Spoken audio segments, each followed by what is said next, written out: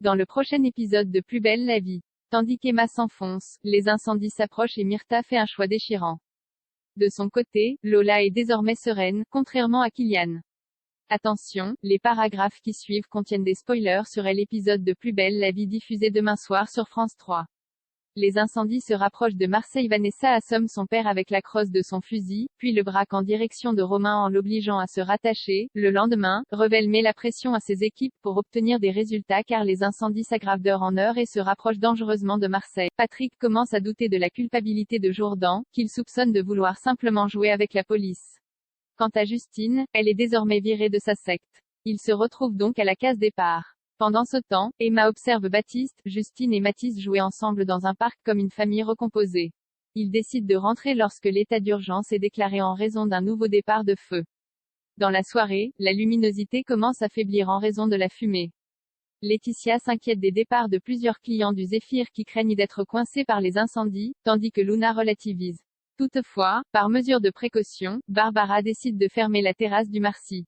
Emma se rapatrie à l'intérieur du restaurant et se confie à Barbara au sujet de ce qu'elle a vu dans l'après-midi. Elle reconnaît que voir Baptiste avec Justine et Mathis la fait souffrir.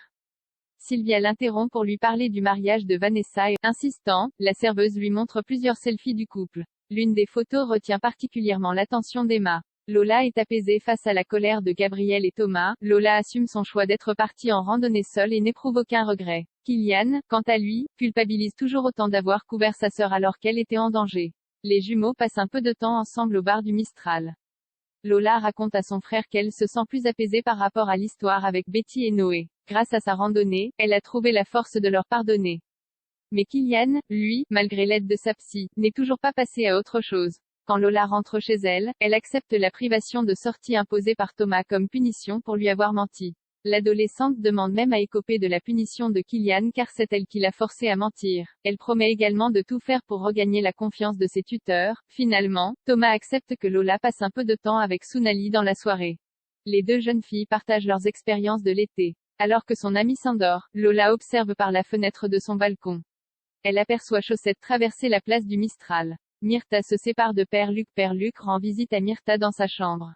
Celle-ci avoue avoir peur de ne pas guérir de son cancer et s'inquiète de l'avenir de son amant s'il décide de rester avec elle. Ils sont alors interrompus par un appel de l'hôpital. Un ancien sacristain, sur le point de mourir, requiert expressément la présence du prêtre.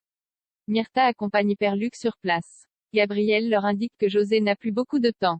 Père Luc donne alors les clés de l'église à Myrtha pour qu'elle aille chercher de quoi faire les derniers sacrements. Un peu plus tard, Père Luc se rend auprès de José. Ce dernier est soulagé de le voir et lui donne sa bénédiction quant à sa relation avec Myrtha. Père Luc retrouve ensuite sa compagne dans le couloir. Myrtha déclare qu'il doit impérativement poursuivre sa vocation et continuer de faire le bien autour de lui, ce qui implique qu'ils se séparent. Après quoi, Myrtha retourne consulter Gabriel. Elle avoue lui avoir menti au sujet de la biopsie il y a un mois. Le médecin la prend rapidement en charge et lui garantit une intervention dans les prochains jours.